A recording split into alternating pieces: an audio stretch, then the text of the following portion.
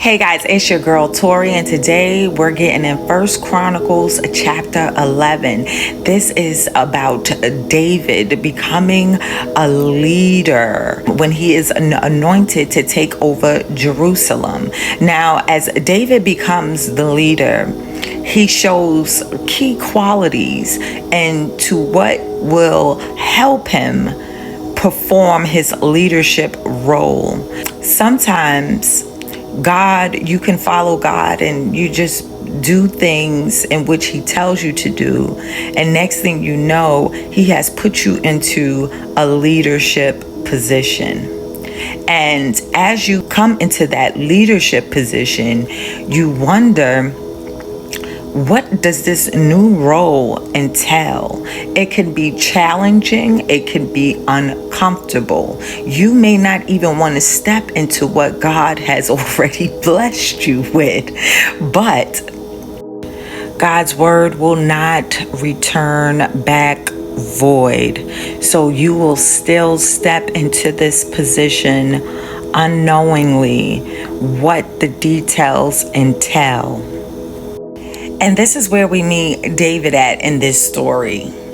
David knew that he would become king, but he has been running around for years trying to keep his life because Saul was trying to kill him. Now Saul is dead and he is stepping into his position. Then all of Israel gathered themselves to David unto Hebron. Hebron in the Hebrew text means to unite, gathering, friendship, relationship, saying, "Behold, we are thy bone and thy flesh. And moreover, in time past, even when Saul was king, thou was he that led us out and brought us in Israel. And now the Lord thy God say unto thee, thou shalt feed my people Israel, and thou shalt be a ruler over my people Israel." Therefore came all the elders of Israel to the king to Hebron. And David made a covenant with them in Hebron before the Lord. And they anointed David king over Israel, according to the word of the Lord by Samuel. Okay, so I want to take a second to think about what David may be thinking. He has all these elders coming to unite with him, but at the same time, David just lost his mentor. His mentor was Saul, even though Saul tried to kill him. Which goes to show the value of enemies. Your enemies could propel you to your next level. Your enemy can strengthen you to upgrade your mentality, and you learn the mistakes that they have done towards you not to do unto others. This is a development of the soul. You see, your soul is a moral or emotional nature in which David's experience of wisdom qualified him for the position. He possessed authenticity. Saul tried to give David his garments to fight Goliath. David said, "No, I can't use that. I'll use what I have." This shows that David will continuously be himself throughout the whole journey. Being yourself is the foundation to developing other people. No one wants a replica when they can get an original. David showed growth. This is the measurement of developing people. You see, David could develop anyone that he was around. Understand, he even went into the enemy territory, the Philistines, and developed their military army to get spoil and bring back for their king. David showed excellence, a standard for developing people. He showed success, which showed his purpose in becoming a leader.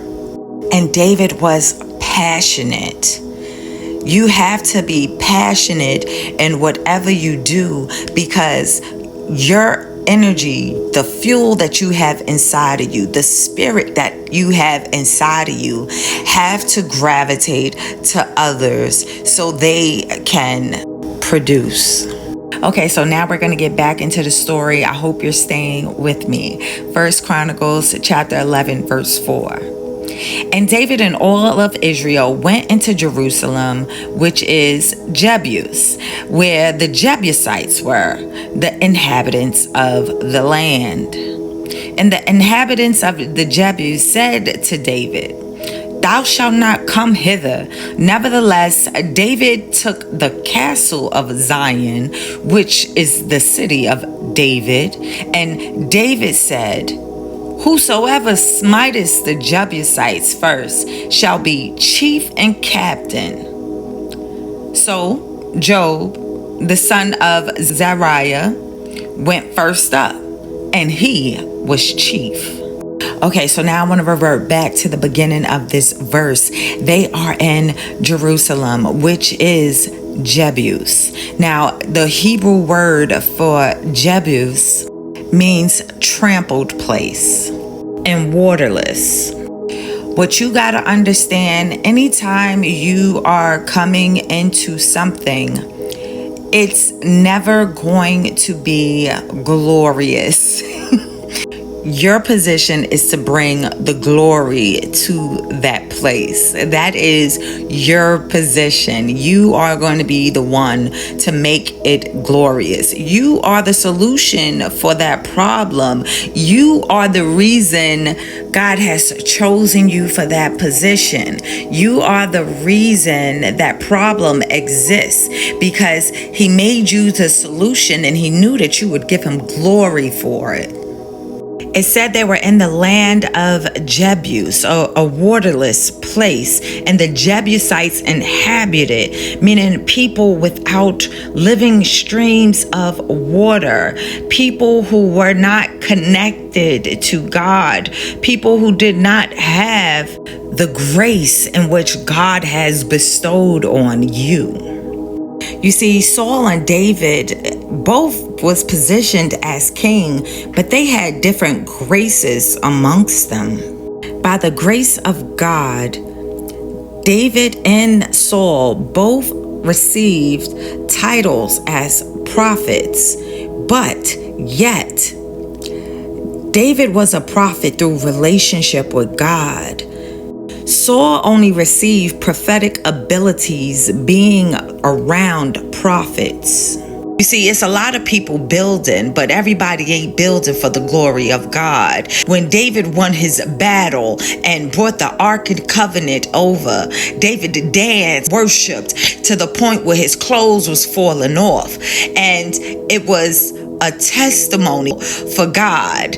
When Saul went up against the Amalekites, he spared the king Agag and he took spoil. Saul was worried about the spoil, the cattle, and he should have been worried about what God had said, in which God could not get the full glory of having the Amalekites destroyed. That battle was supposed to be a testimony for Israel, since the Amalekites attacked Israel when they were coming from the Red Sea. So the grace of the Lord was taken away from Saul. But David grew in more grace. And grace is nothing that you can work for, which Paul expresses in 1 Corinthians chapter 15, verse 10. This is nothing that you can work for, is given as a gift from God. Paul says, by the grace of God, I am what I am. On the contrary, I worked harder than any of them. Though it was not I, but the grace of God that was within me. And that is the distinction between Saul and David. The relationship with God, the intimacy. In Psalms 80, David asked the Lord for more grace. This is the relationship that they had. Everyone that is in a leadership position, may God grant you grace, and only the grace in which the Lord can provide to accomplish the supernatural in your life. Now, part of being a leader is initiating others as well as equipping others. And this is what David did with Job. He initiated his team by asking them, who wants to fill this position? Realizing you cannot do everything by yourself is a key quality in which will help you move into your next dimension. Okay, I hope you guys are still with me with the story of David. I'm going to get back to the story. 1 Chronicles chapter 11, verse 7. And it says, and David dwelt in the castle, therefore they called it the city of David. And he built the city round about, even from the Millo roundabout, and Job repaired the rest of the city. So David waxed greater and greater, for the Lord of hosts was with him. Okay, what I want you to understand about this part here is Job went up first to attack the Jebusites. But Job went up to attack the Jebusites because Job was also David's cousin. Job also had spent time with David as he was going to fight in many different battles before he became king.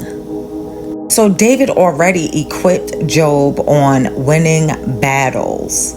David showed Job competence, the ability to do something successful. He gave Job a demonstration of how to do it. Now David allowing Job to do it for himself. He sends him to the Jebusites. I would like to say this was a form of coaching, because even though David was the leader, he allowed a new position for Job to take lead, which was chief of the military, and which empowered Job. He has this newfound position, whereas he was able to reproduce what David did and win in many military battles. This is what you want your team to do in your leadership position. You want them to be able to reproduce what you have already done to be successful. And this is why it says in verse 9, so David waxed greater and greater, for the Lord of hosts was with him. To the leader that has listened to this message, I hope you are inspired to go deeper into higher depths.